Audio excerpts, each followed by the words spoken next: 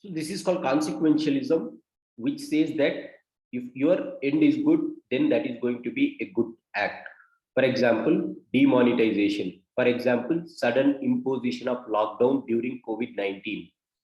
The ultimate goal of the government is to stop the spread of the disease. Hence, for consequentialists, right, it is always ethical to go with sudden lockdowns, right? Now, look at, I'll come to the subtopics in this, but look at the basic classification. This is called consequentialists.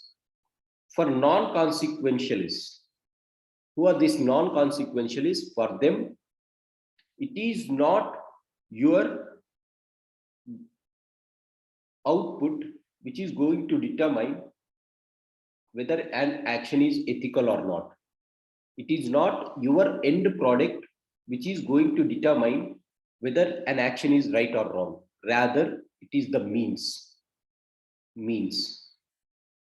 So what these people say is your means are as equally important as to your ends. So they say, they believe that it is not the end which is going to determine whether an action is good or bad, but it is the means through which you are implementing. Hence, they say that if your means are correct, then your ends are going to be correct. Right? So they say that the tools that you are using to achieve a purpose are equally important than your ends. So they are not giving much importance to the ends. Rather, they say that adapt good means. Right? So the first person to give this type of ethics in ethical terms. Yes, JS Mill, I'll come. When I was discussing utilitarianism, I'll come to that point, Kavya. So first, let me tell you what is the basic classification. I'll come to the sub-classification again. I'll tell at that point of time, John Bentham, JS Mill, right? So for them, means are equally important to your ends. The first person is Immanuel Kant. So Immanuel Kant is the person who has said that in any circumstance, do only that thing which appears to be, do only that thing which is in any circumstance, irrespective of the result, do only such actions where that actions will be universally valid. Universally valid. Your action should be universally valid, then only you have to do that actions. So this is the person who says that ends are equally important to your means, right? Sorry, means are equally important to your ends. So Immanuel Kant ఏం చెప్తాడంటే ఎటువంటి circumstance లో అయినా సరే మనం ఎలా action చేయాలి అంటే ఆ action that should be becoming the universal value. Today if I am doing something, then that has to be done in such a way that it should be reflecting the universal value, or it remains as a universal value in the coming times. If I do something today, I have to do that with such a perfection that it is going to be a standard for the universe. That is what this person has said, right? And personally also, Immanuel Kant, he is a very ethical person. If you study about Immanuel Kant, the personality of him, he always maintained his time discipline, his time. And there is a famous saying that people used to adjust their wall clocks, right? If the wall clock is not working, people used to adjust that wall clock by looking at the timetable of Immanuel Kant. If Immanuel Kant is going on the street, they used to adjust it. So which means that he used to be that sharp.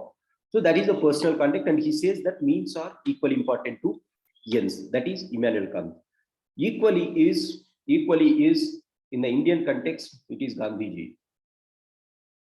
Again, a very famous personality who says that it is not the output which is important, but the means which are very important. So Gandhiji is one person who always believes in the concept of means rather than your ends. So Gandhiji and Immanuel Kant are two persons who says that your means are equally important to your ends. For example, Gandhiji. So for Gandhiji, yes, Indian independence is very important. That is the end that Gandhiji also wanted, just like any other freedom fighter. But in the Chauri Chaura incident, when this non-violence has taken place, when this non-violence has taken place, he said that the means of non-violence cannot achieve the peace in the end. With this philosophy, what he did, he has suspended the movement of non-cooperation, right? Even though at that point of time, his disciples like Sardar Vallabhbhai Patel, Jawaharlal Nehru, they went to Gandhiji and said, you should not stop this. But Gandhiji went and he has taken the call. He has called up the movement, because the means that people are adapting in Chauri Chaura incident was non-violence. Non-violence is not the principle for peace to establish. If you want independence, you are striving for peace. This is not the end. So this is the best example of Gandhiji. So they believe that your means are equally important to your ends. Sir, what is the example of means is greater than ends? Means is greater than ends.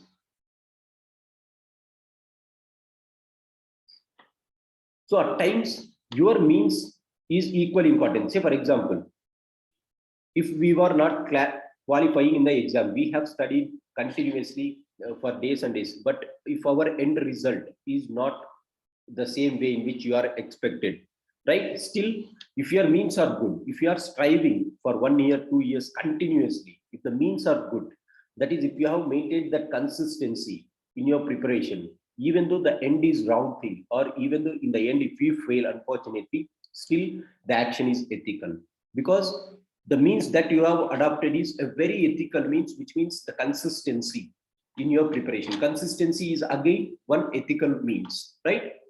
That is the example. So this is non-consequentialism. Again, this is classified into two types. I'll come to that. Now, there is one thing called agent-based approach.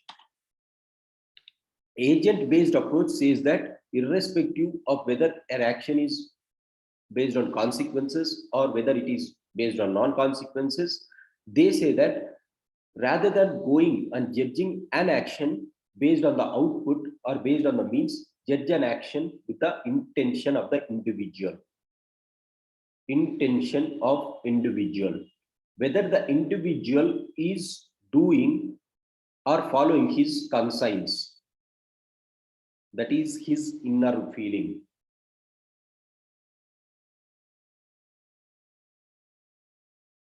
So they give importance not to the means, not to the ends. They say that any action, if you want to judge whether that action is true or whether that action is good or whether action is bad, then it should not be on consequences or non-consequences. Rather, it should be on the individual itself.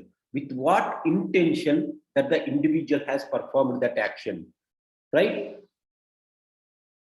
For example, say, whenever you are taking means to achieve some ends, they give non-consequentialists give ends importance than means, right? For them, ends is the most important thing rather than your end means, right? Then that is going to create a problem. For example, Hitler wanted a superior race. That was his end. The means that he has adopted is non-violent means. So non-consequentialists are going to fail here. Then consequentialists, they say that your means are important than your ends. But this is going to create some problem like majoritarian view. Then it is going to, I'll tell you how it is going to pay. So what they say is, if you want to judge an action, don't judge either on consequences or non-consequences. Look at the intention of the individual and whether the individual has followed his inner conscience. And they believe that every individual has inner conscience and always conscience speaks good things, right? So based on the agent, that is the individual dimensions of ethics, then you can call it as a good action. So they are the people who believe to the concept of virtue ethics. People who belong to this set of virtue ethics is your Socrates, your Plato, your Aristotle in the order, right? We discussed this in my last class.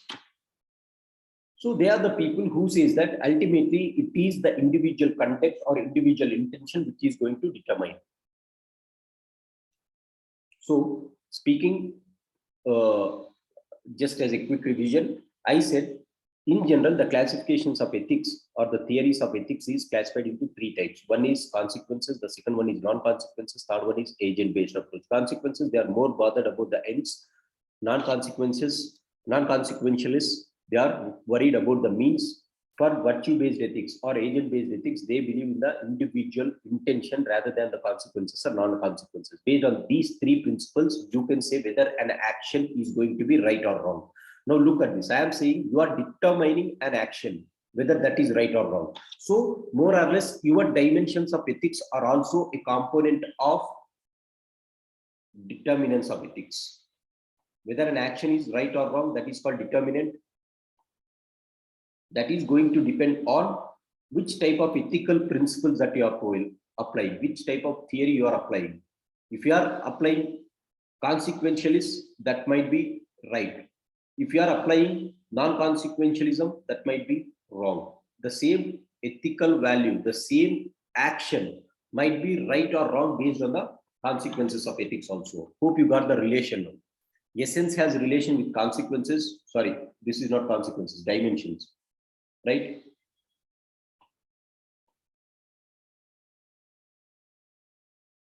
I said dimensions. You have various dimensions. Based on that, it is going to determine. So ethics, essence is related to consequences, dimensions is related to determinants. Now let me quickly go through the subcomponents of this classification. This is broad classification, consequentialism.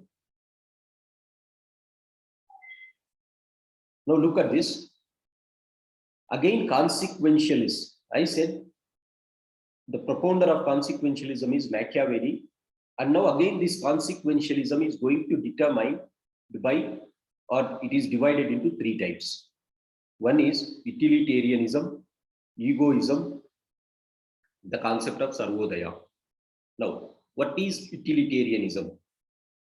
Consequentialism is also known as teleological approach.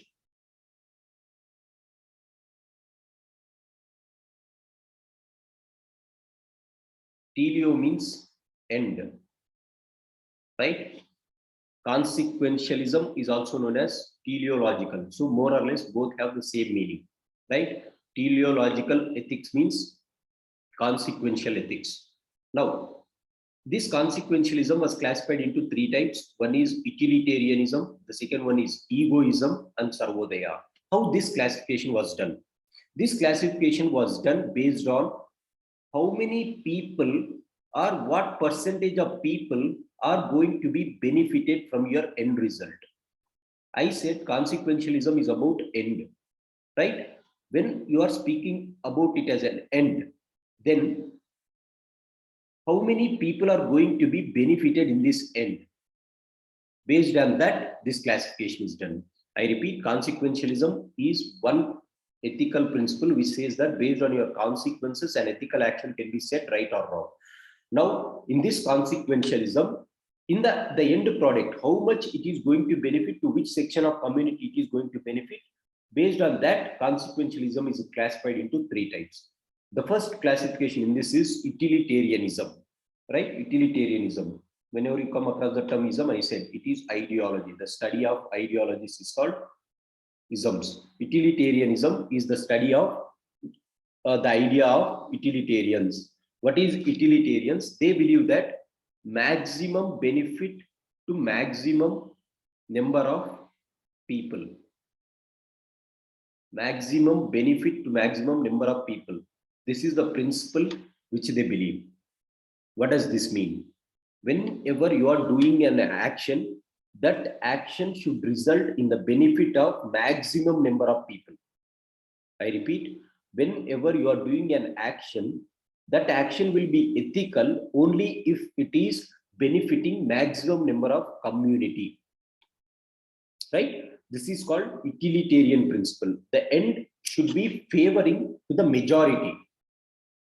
The best example is whatever the government takes a decision, the government policies are based on utilitarianism. Not only in India, across the globe, all the government actions will be based on utilitarianism. More or less, the concept of democracy itself, right? Democracy itself is based on utilitarianism. People who are getting majority of the votes, they will be forming the government, right? That is one form of utilitarianism. So the best example, another one is when some dam used to be constructed, right? Displacement of certain sections of community in that locality, right?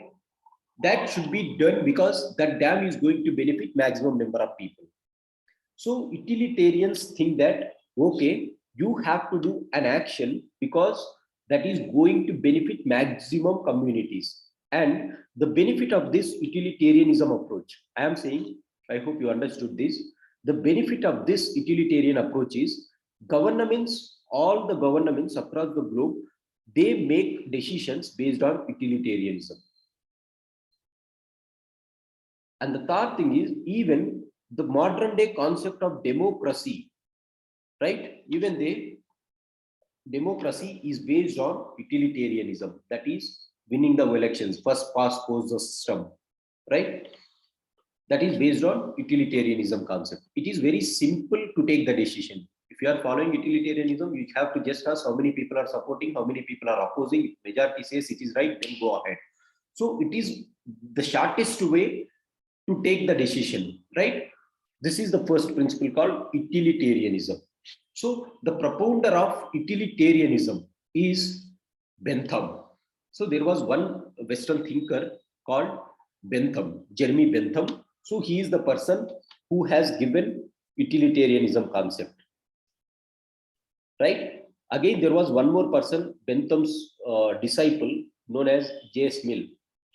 J.S. Mill has said that he has modified something in Bentham and said that, okay, what Bentham said is not always correct. Utilitarianism should also think about minority communities. So that is how they differ, but that in-depth difference is not required here. That is required only in your PSIR because you have separate context there. But let me tell you the difference. I come again, utilitarians, they say that maximum benefit to the maximum people, right? So an action can be said as ethical if it is going to benefit maximum number of people, right? And the best advantages of utilitarianism is it can be through this theory you can take decisions very easily and very quickly. The second thing is all the governments across the globe is going to use this principle in determining their public policy, right? So this is called utilitarianism. The propounder of utilitarianism is Jeremy Bentham, who has said that maximum benefit to the maximum number of people. However, J.S. Mill, John Stuart Mill, yes, founding father of utilitarianism, John Stuart Mill, he has said that though he was a disciple of Jeremy Bentham, what he said is, what his teacher said is wrong because here you are looking only at the majority community. What about the minority community? So the disadvantage of utilitarianism, again, I said the advantage. Now you have to know what is the disadvantage of utilitarianism. The disadvantage of utilitarianism is it is neglecting the views of minority community or minority sections. The moment you are neglecting minority sections, then it is going to result in trust deficit. The moment there is trust deficit, it is going to create suspension and harmony is going to be lost in the society. Once harmony is lost, you are going to have an not an ethical society, right? So minority sections of community. Minority here means not your religious minorities. No, I am not speaking in that direction. Rather, it is the numerical strength, right? If you are thinking just about the numerical strength, I have 340 members in my Lok Sabha, I will take my own decision without listening to the minorities, then that is going to be the wrong effect. The best example of the failure of utilitarianism is the three farm acts. The government of India, without giving any attention to the minority views, that is the opposition views, it has introduced the farm laws without any discussion in the parliament. They have introduced with ordinance. After that, they have made it as a act. So after 1 year, the act was withdrawn. Had they listened to the opposition 1 year back itself, then it would have not happened, right? So this is the biggest failure of utilitarianism. Now, second example is demonetization. Had the government listened to the expert advisors at that point of time by by being tolerant towards their views, then that 2% of GDP impact might not have happened on the Indian economy, right? So this is the defects in utilitarianism. This was corrected not by us; it was corrected by Jeremy Bentham's disciple himself, John Stuart Mill. He himself said that what his teacher said has certain drawbacks because they are looking just at the majority. Rather, you have to also consider minority, and he gives a famous statement, right?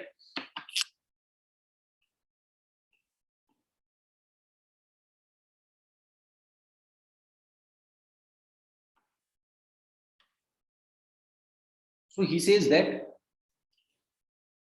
that we study in political science, leave it there, but know this difference. I said, what is utilitarianism? What are the advantages of utilitarianism? What are the disadvantages of utilitarianism? Right? If you want to write whether demonetization is correct or wrong, use this theory in the both directives, Jeremy Bentham directive as well as J.S. Mill's directive. Right? Now, there is second context. And one more disadvantage of utilitarianism is it is not giving importance to the minorities. And some people say that it is the individual who has to benefit in the end, not the community. So there will be some people who will be believe in the individual interest rather than your community. They say that utilitarians are saying that community has to get benefit, maximum number of people has to benefit. No, some people say that it is not the maximum number of people, it is each and every individual. The individual has to get benefited. That is called individual approach. This is said by liberals.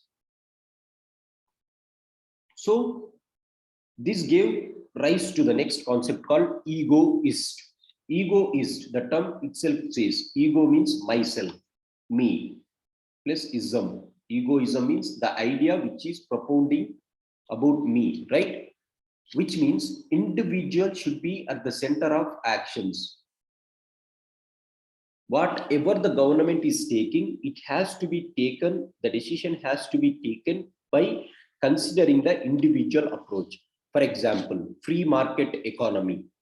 Free market economy is the concept of liberals. What they say that government should not come and intervene in each and every affair. Government should not come and decide what should be the prices of Akanda movie, right? It has to be left to the market. It has to be left to the individual. So these are called Maoists, egoists. So they believe in liberal ideology. Liberals are called egoists. They give importance to the so-called individual as the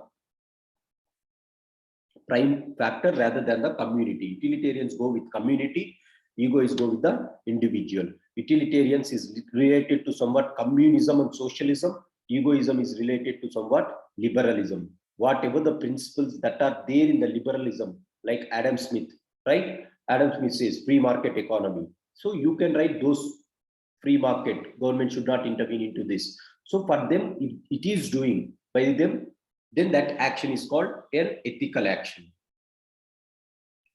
There is one more great concept of Gandhiji that is called Sarvodaya, which is again a form of consequentialism. What Gandhiji says is, it is not the community, it is not the individual, rather it is every individual. Every individual.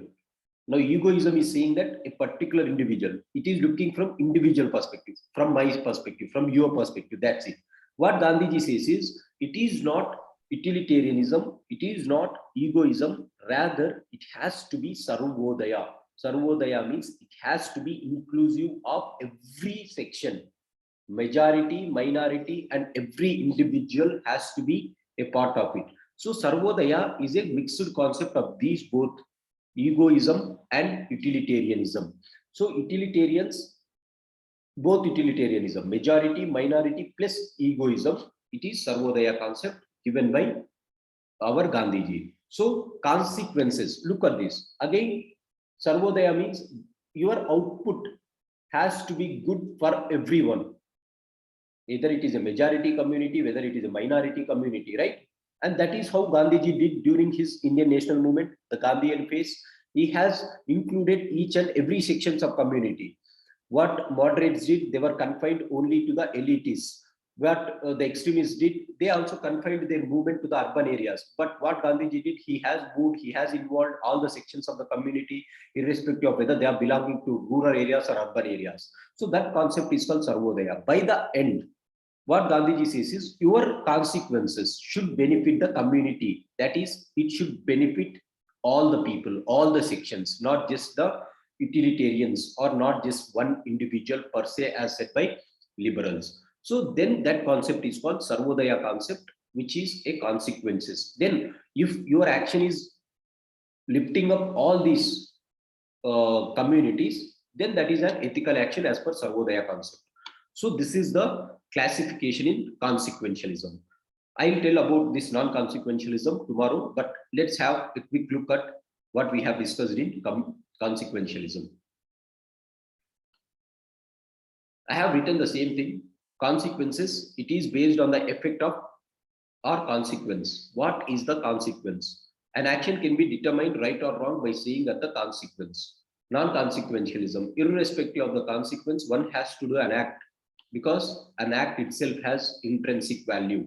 Example, irrespective of whether your education is going to give you job or not, you have to pursue education because it has an intrinsic value, right? Irrespective of whether you are going to impress a person or not, you have to maintain good physique or good physical health because it has an intrinsic value. So irrespective of the consequence, whether you are going to attract a person, whether you are going to not attract, right? Karma philosophy of Sri Krishna, right?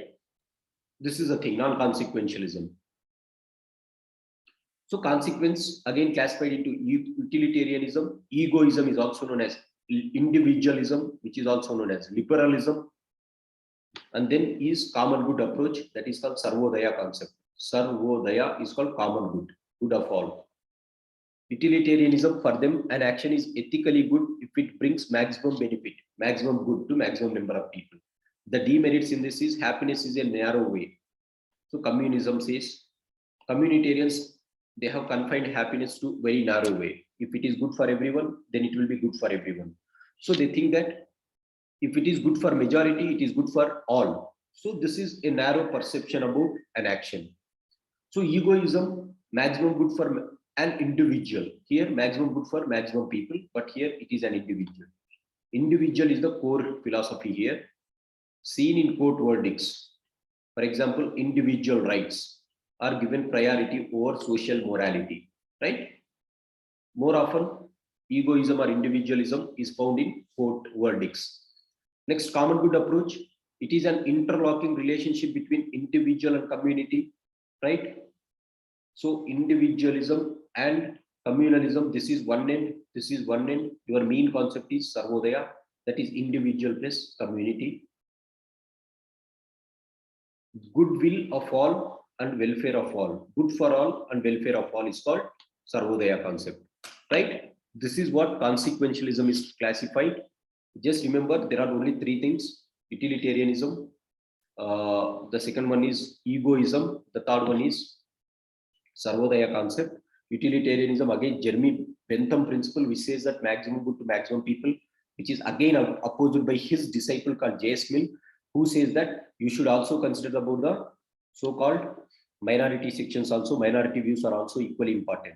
Then comes your egoism, which says that individual should be considered. That is liberal perspective. What is liberalism?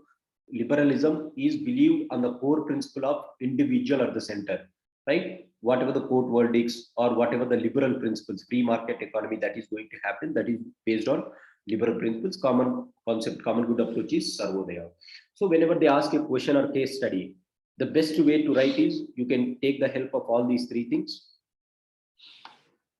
You can take the help of all these three things and you can substantiate your stand, right? Tomorrow I'll be saying that non-consequentialism and virtue ethics, and we'll move to the rest of the topics. So what Ravali has said, she's adding some good point here. Sarvodaya, Sarva plus Udaya, all enlightenment. Udaya means enlightenment, Sarva means all. Yes, very good. So enlightenment of all or benefit of all is called Sarvodaya concept. So this is for the day. Again, I am saying this is for substantiation. No need to bring some extra concepts. If you understand these three, your stand will be very clear. Your stand falls in these sets only. Then you have to substantiate your answer by bringing, okay, this is thing, this is the thing, this is the thing. Sir, but for Gandhi, means are more important. For consequentialists, ends are more important, sir. Then, sir, see, actually, yes. Kavya, what you asked is good. I got the point. I thought to tell the same thing. See, Gandhiji believes in the concept of means and ends. That is what he says. At the same time, he believes that your end should be justifiable to all the people. He gives importance to means. At the same time, he gives importance to ends. How that ends has to be, that end has to be not within few hands. It has to be circulated, or it has to be inclusive of all. Right? That is what he says.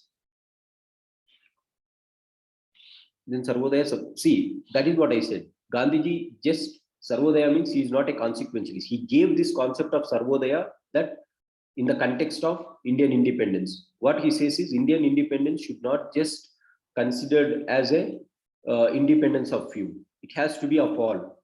When he was speaking about Dalits and this women empowerment, he says this word. Sarvodaya should be of all. Indian independence should be of all. Right? In that context, he used this Sarvodaya. So here ethics was classified by taking that point. He also told there is no wrong way of doing right thing. That is called means and ends, Ravali. That is means and ends. There is no wrong way to do a right thing. That is called, he is saying that means are important than your ends. But what Kavya is asking, then Sarvodaya, Gandhiji has said here, how can he be fit there?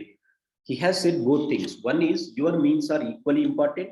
At the same time, whatever the end that you are going to get, it should not be concentrated in few hands. It has to be in all the hands.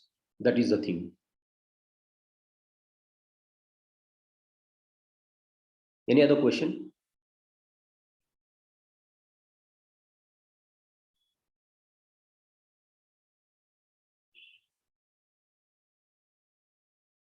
I'll be here for 2 more minutes. If you have any questions, you can ask me on this topic.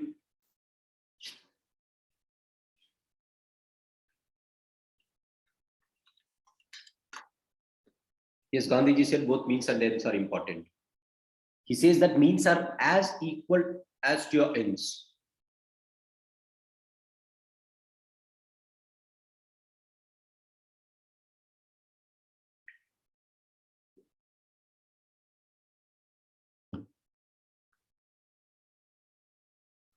Thinker for egoism.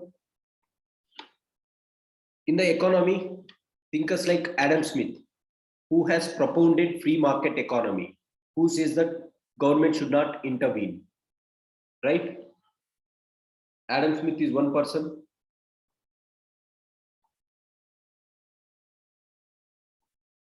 And then there are few persons, liberals like Hobbes, Locke, right? They believe in the concept of the so-called liberalism. Again, in the ethics, this is not important. In the ethics, this is not important. Rather, what is important here is you cannot use egoism much in ethics because it is an inherently a wrong concept, right? Whatever your market-based economy is, you cannot sustain or you cannot justify your insert based on this. So, if you want, Adam Smith is called father of free economics. That is father of economics, capitalism. Hobbes, Locke, they are proponents of liberalism or egoism. This you study in PSI or not here, so not that important. So non-consequentialism is means is equal to rights. I don't say non-consequentialism is means is equal to right ends, but means may be sometimes more important than your ends. The best example is irrespective of your result, do your action correctly. What Arjuna said to what Sri Krishna said to Arjuna. Irrespective of your result, do the work in a ethical way, right? Means at times might be more important. Means is equal to ends. Greater than or equal to. Yes, that will be the equation. Got the point. You're right now.